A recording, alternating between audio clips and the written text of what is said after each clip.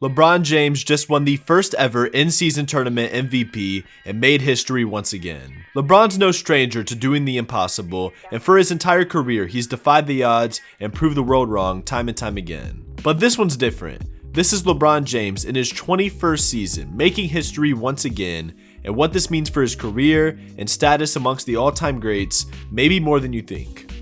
So yes, the first ever in-season tournament is officially over, and the Lakers are the first team in NBA history to win the NBA Cup. Anthony Davis put up a Shaq-like dominant performance in the final game, dropping 40 points and grabbing 20 rebounds. And honestly, if the in-season tournament MVP was given to the best player in the final game, the award definitely would have went to Anthony Davis. But it was based off the whole tournament, and for that, they gave it to LeBron James, and for good reason. For the whole tournament, LeBron averaged 26.4 points, 8 rebounds, 7 assists, while shooting 56.8% from the field and 60.6% from 3. Those are straight up MVP numbers, an all-time great production coming from the oldest player in the NBA today. In the final game against the Indiana Pacers, he dropped 24 points, 11 rebounds, and 4 assists. Everybody's going to remember Anthony Davis's performance in the final game, but LeBron still played amazing and he seemed very determined to win the game. And it brought up a very interesting conversation regarding LeBron's legacy at this point, and that is if this in-season tournament win and the MVP will affect his argument in the GOAT debate.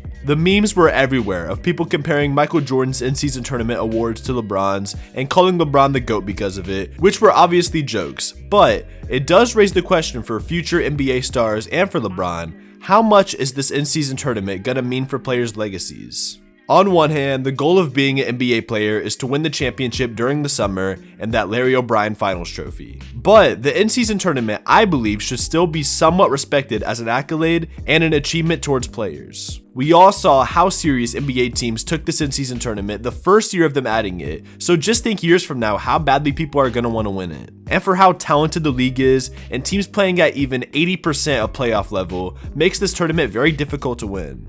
And I would look at it similar to winning a regular season award like the MVP or the DPOY, just as a team accolade. You're obviously never going to rank people higher than each other based on MVPs rather than championships when it comes to the all-time greats, but I think the in-season tournament should be looked at the same way. Which brings me to my next point, which is how this affects LeBron's legacy. I don't think it's the deciding factor on if he's greater than Michael Jordan or not, but it is something I believe should be brought up when you talk about how great of a career he's had. A lot of people were talking about this photo during the championship game of LeBron playing against Reggie Miller and the Pacers, and it really does go to show how long he's been playing at this high of a level for. For him to be this late in his career and winning something like this against younger players in their prime just goes to show how much of an all-time great he is. Also, for a tournament that a lot of people critiqued and assumed that most NBA players would not take serious, it was an extremely competitive game. The intensity we saw teams playing at in December was probably the most we've ever seen ever, and it gave everybody a reason to watch these normal regular season games. And I think the fact that a player like LeBron and a team like the Lakers being the first to win this thing sets the standards very high for years to come.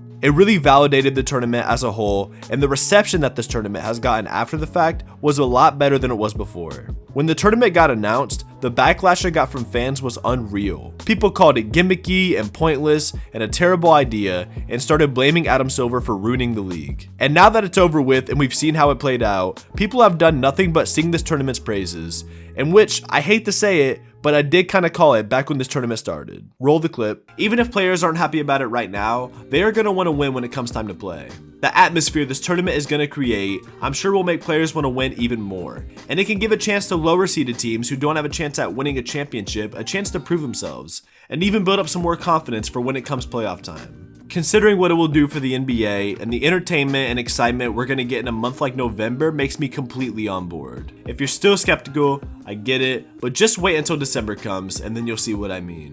And I was right. People loved the atmosphere that this tournament created, and the change was overall a big success, and a lot of people have even talked about making the tournament longer or adding another smaller tournament during February and March, which I don't think they should do, but I could see them making the tournament longer, or even making the championship game wait until January or even on Christmas Day, which would make those games much more exciting. But overall, I loved how the whole tournament went, and they genuinely could not have executed it better. It's the perfect way for lower seeded teams or teams that don't have a chance in the playoffs, like the Pacers, to be able to prove themselves and get that experience in a playoff atmosphere like that. We saw Tyrese Halliburton bloom in this tournament and prove himself as a top player in our league, and the Pacers were able to beat some of the best teams in their conference like the Celtics and the Bucks, which can lead to a bunch of different storylines and a great series between them in the actual playoffs. And for teams like the Lakers, it gives them a reason to get in that playoff mode early, and now they have a way better way of studying their pros and cons and what they need to work on before the playoffs start in April. So again, I think the tournament went exactly how the league planned and the best case scenario possible. If we never see LeBron win another championship, we can all say we got to watch him win this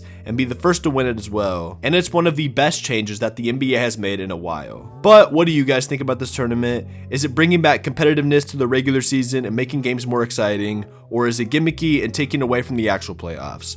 Let me know what you guys think in the comments below, but that's all I've got for today. Thank you all for watching. And with that being said, I'm out of here, and I'll see you on the next one.